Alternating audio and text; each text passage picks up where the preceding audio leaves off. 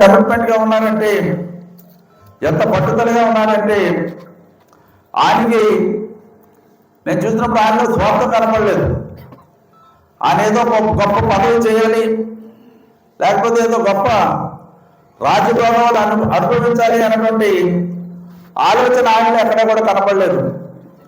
ఎట్టి పరిస్థితుల్లో కూడా సమాజంలో మార్పు తీసుకురావాలి, సమాజాన్ని చైతన్యపరచాలి, సమాజం యొక్క భవిష్యత్తుని తీర్చిదిద్దే విధంగా జనసేన పార్టీ ముందుకు సాగాలి అన్నటువంటి ఆలోచనతోనే ఆయన ముందుకు వెళ్తున్నారు అన్నటువంటి విషయాన్ని కూడా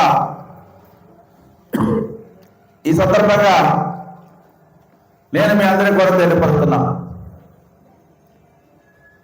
అటువంటి కమిట్మెంట్ ఉన్నటువంటి నాయకుడు, అటువంటి మంచి ఆదర్శాలలో ఉన్నటువంటి నాయకుడి దగ్గర పనిచేయడం నాకు కూడా చాలా ఆనందం అనిపించిందని కూడా ఈ సందర్భంగా తెలియపరుస్తున్నా. ఎందుకంటే నాయకుడి దగ్గర కమిట్మెంట్ ఉన్నప్పుడు, నాయకుడి మంచి ఉద్దేశంతో మంచి ఆశయంతో ఉన్నప్పుడు ఆయన దగ్గర పనిచేసినటువంటి మనకు కూడా ఆ సంతృప్తి, ఆ సాటిస్ఫాక్షన్ మనకు కూడా ఉంటుంది అన్నటువంటి విషయాన్ని నేను మీకు తెలియపరుస్తున్నా. ఆయన యొక్క ఆశ ఏంటంటే సమాజంలో అందరికీ కూడా సేవ చేయాలి, సమాజంలో అందరికీ కూడా న్యాయం జరగాలి, ఏ ఒక్కరికి కూడా అన్యాయం జరగకూడదు, అందరికీ న్యాయం జరగాలన్న తలపుతో ఆయన ముందుకు వెళ్తున్నారు.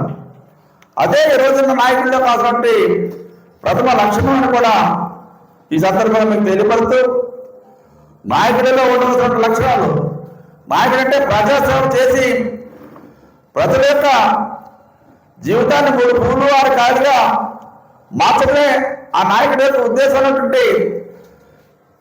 ఉండేటువంటి నాయకుడిలో ఉన్న లక్షణాలన్నీ కూడా మన పవన్ కళ్యాణ్ గారిలో ఉన్నాయని ఈ సందర్భంగా నేను మీ అందరికీ కూడా తెలియపరుస్తున్నా. అందుకే మనం జనసేన పార్టీలో జాయిన్ అయ్యాం. తొందరలోనే ఎన్నికలు వస్తున్నాయి. వచ్చేటువంటి ఎన్నికల్లో నర్సాపురం నియోజకవర్గాన్ని మన భారీ మెజార్టీతో లెక్కించుకోవాలంటే బాధ్యత మన అందరిలో కూడా ఉంది. అదేవిధంగా మీకు నాకు మనందరికీ కూడా అనుభవంతో మన నియోజకవర్గంతో పాటు వేరే ప్రాంతాల్లో కూడా మనం ఏమన్నా చేయాల్సిన శక్తి మనలో ఉంటే ఆ ప్రాంతాల్లో కూడా మన కార్యక్రమాలు చేసుకుంటూ ముందుకు వెళ్ళి అన్ని ప్రాంతాల్లోనూ కూడా ఈ రోజున తెలుగుదేశం పార్టీ, జనసేన పార్టీ కలిసి పోటీ చేసినటువంటి విషయాన్ని ఇక్కడ మనం ఆలోచన చేయాలి. బీజేపీ కూడా కలవడానికి అవకాశాలు ఉన్నాయి. అయితే ఇంకా ఫైనల్గా అది అఫీషియల్ అనౌన్స్మెంట్ రాలేదు కనుక Telugu Desam Janasena already official announcement వచ్చింది. 175 నియోజకవర్గాల్లో కలిసి పోటీ చేస్తున్నటువంటి విషయం మా అందరికీ కూడా తెలుసు. చంద్రబాబు నాయుడు గారికి అపారమైనటువంటి అనుభవం ఉంది.